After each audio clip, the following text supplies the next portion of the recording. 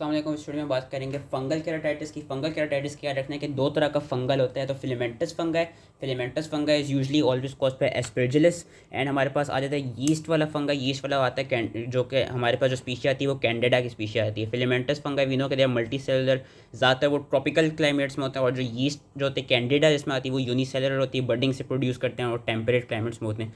Risk factors हमें पता होने चाहिए फंगल केराटाइटिस के ऑकुलर ट्रॉमा या एग्रीकल्चरल मटेरियल की वजह से ऑकुलर ट्रॉमा हो गया, long term use of topical steroids, ocular surface disease, systemic immunosuppression. Clinical features जो नॉर्मल कॉर्निया की डिजीज़ में मिलते हैं कि pain, blood vision, lacrimation, photophobia, redness, watery या म्यूकोप्यूरिन डिस्चार्ज। साइंस जो होते हैं फिलामेंट्री केराटाइटिस और कैंडिडा केराटाइटिस के। फिलामेंट्री में क्या क्या साइन मिलते हैं जो हमें याद रखना होगा कि ग्रे वाइट अल्सर मिलता है विद डेलिकेट फिलामेंटस या फेदरी एजेस, जो कि उन्होंने यहाँ पे दिखाया हुआ है कि ग्रे वाइट्स अल्सर और फेदरी इसके एजेस होते हैं। अब डिपेंड अपॉन कितना ज़्यादा इन्फेक्शन होगा, तो सुपरफिशियल लीजन होगा तो वो सिर्फ ग्रे वाइट स्टैंड्स नजर आ रही होंगी। डीप लीजन होगा तो it can involve the endothelium as well. Main जो इसमें चीज़ रखनी है ग्रे वाइट अल्सर है विद फिलामेंटस या फेदरी एजेस। एंड हमको इसमें मल्टीपल सैटेलाइट लीजन्स मिलते हैं कि प्रोग्रेसिव इन्फिल्ट्रेशन की वजह से भी सैटेलाइट लीजन्स इन्होंने दिखाया हुआ ये सैटेलाइट की तरह के सैटेलाइट लीजन्स इसमें हमको मिलते हैं।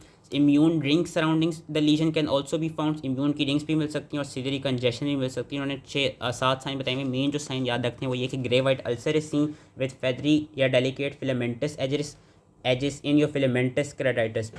एंड इसमें हमें मल्टीपल सैटेलाइट लीजन्स एंड साथ में इम्यून रिंग्स भी मिल सकती हैं सराउंडिंग द लीजन्स। तो ये 3 साइंस इसके पता होने चाहिए। अगर हम कैंडिडा के केराटाइटिस की बात करें, कैंडिडा की इन्होंने इस तरह का दिखाया हुआ है कि जो कैंडिडा केराटाइटिस है it almost resembles the bacterial keratitis. इसमें हमको येलो वाइट इन्फिल्ट्रेशन मिलती है।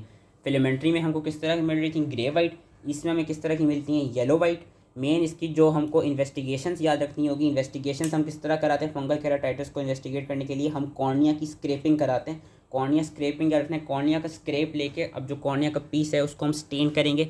We stain it by potassium dihydroxide जिसके थ्रू में फिलामेंटस का पता चल जाता है। हम ग्राम और जिम्सा स्टेन भी कर सकते हैं। साथ में हम पीरियोडिक एसिड शिस्ट stain which is your PAS stain, PAS वाला स्टेन, और हम मेथिनामाइन सिल्वर स्टेन। स्टेन्स के नाम याद रखना होगा कि हम potassium hydroxide, gram stain, giemsa stain, PAS stain and methenamine silver stain use करते हैं। कॉर्निया का जो स्क्रैपिंग है हम वो कल्चर के लिए भी करा सकते हैं, ब्लड एगार पे कल्चर कर सकते हैं उसका, या हम फंगल है तो फंगल के लिए सेबोर्ड्स एगार पे उसका, सेबोर्ड्स टेक्सट्रोस एगार पे उसका कल्चर कर सकते हैं। साथ में हम PCR भी करा सकते हैं।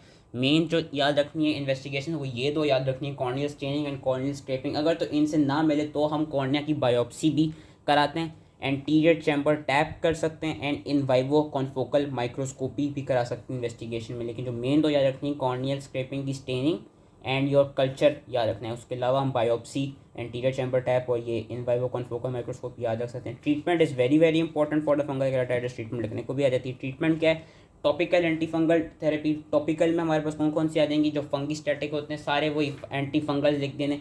नेटामाइसिन 5%, fluconazole 2%, amphotericin B 0.15%, voriconazole 1 to 2%। और हम ब्रॉड स्पेक्ट्रम एंटीबायोटिक्स भी दे सकते हैं सेकेंडरी बैक्टीरियल इन्फेक्शन को प्रिवेंट करने के लिए। साथ में doxycycline 100 milligram twice daily which has collagenous effect.